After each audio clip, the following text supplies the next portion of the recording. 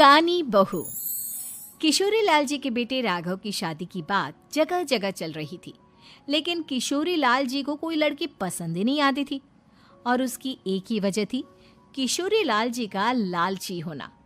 उनको लड़की वालों से मोटा दहेज चाहिए था और इसी चक्कर में एक दिन वो एक बहुत पैसे वाले के घर अपने बेटे का रिश्ता लेकर पहुंचे। उस आदमी का नाम था ओम प्रकाश।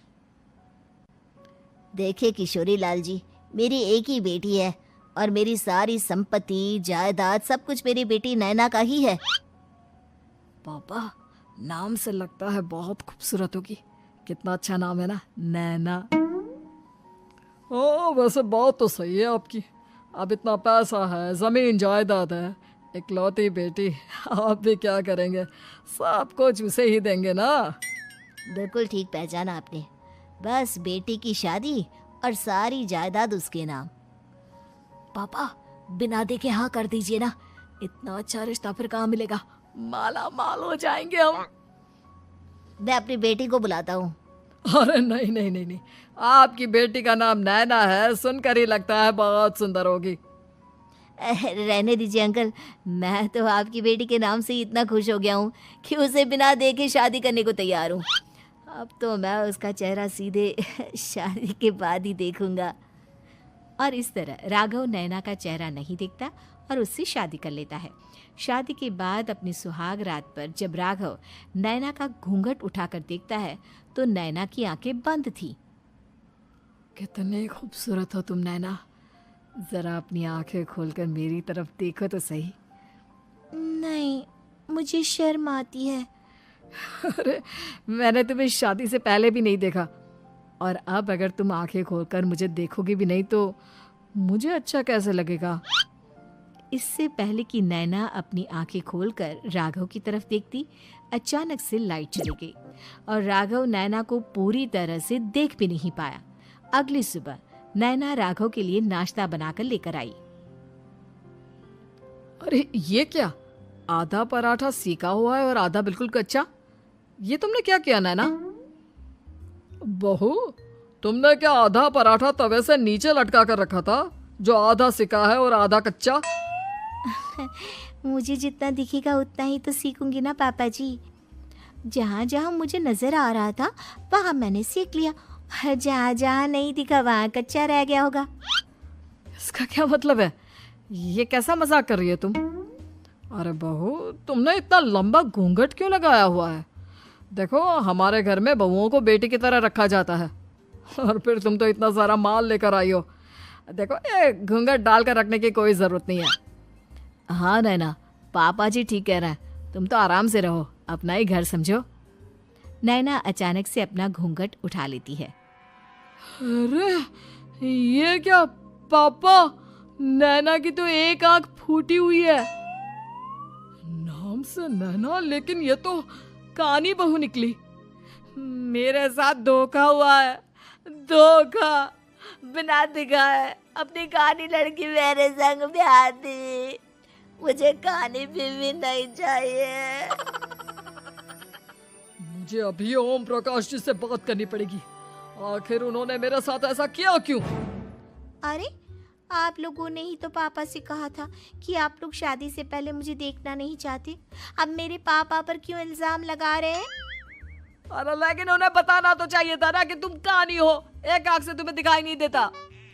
किशोरी लाल और राघव नाराज होकर ओम प्रकाश को अपने घर बुलाते हैं।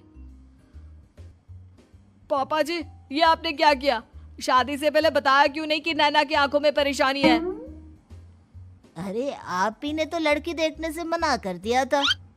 अरे लेकिन आप बता तो सकते थे। आपको तो हमारी बेटी की प्रॉपर्टी चाहिए थी, वो भी पूरी की पूरी। अब क्या हुआ अगर उसे आधा दिखाई देता है? प्रॉपर्टी तो आपको पूरी मिल गई ना। अरे ये क्या बात हुई? मेरी शादी प्रॉपर्टी से नहीं, आपकी बेटी से हुई है। अब ये तो पहले सोचना चाहिए था, तब तो मेरी प्रॉपर्टी देखकर तुम्हारी जुबान लप लपा रही थी। लेकिन मैं कानी लड़की को अपनी बीवी बनाकर नहीं रख सकता। पापा, कुछ करिए ना आप। हाँ, करता हूँ।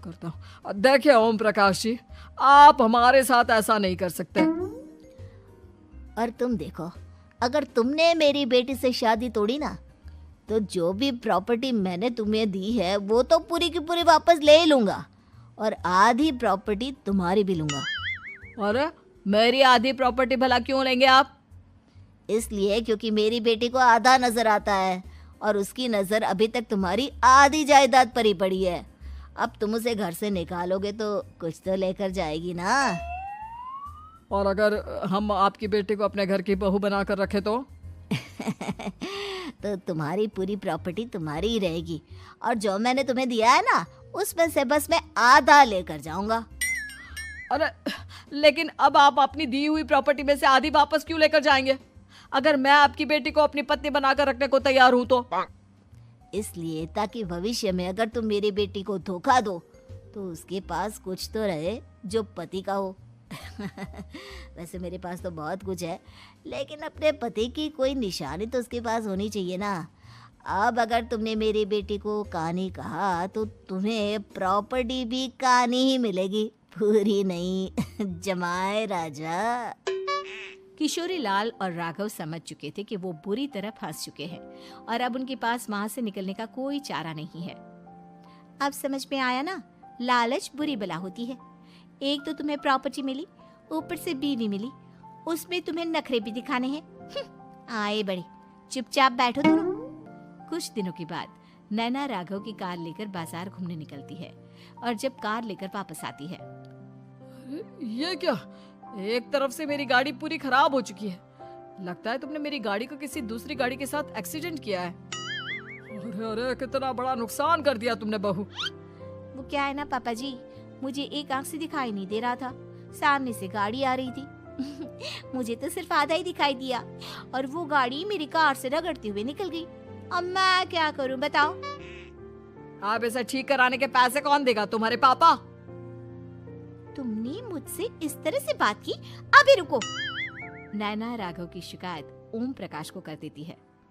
देखो राघव, अब जो मेरी आधी प्रॉपर्टी तुम्हारे पास थी ना, उसमें से आधी और मैं लेकर जाऊंगा, क्योंकि तुमने मेरी बेटी को डांटा। अरे नहीं नहीं पापा जी, गलती हो गई, माफ कर दो। गलती की तो कोई गुंजाइश ही नहीं। अगली बार मेरी बेटी को डांटा तो बची हुई आधी में से आधी और ले जाऊंगा। लालच के चक्कर में हम दोनों ने बहुत बड़ी गलती कर दी बेटा।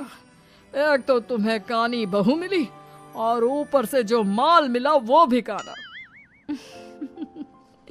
इस तरह राघव की हर एक गलती पर ओम प्रकाश उसकी प्रॉपर्टी का आधा आधा हिस्सा लेकर अपना सारा माल वापस ले गया और राघव को कानी बीवी से काम चलाना पड़ा। भाई लालच वाकई में बुरी बला है।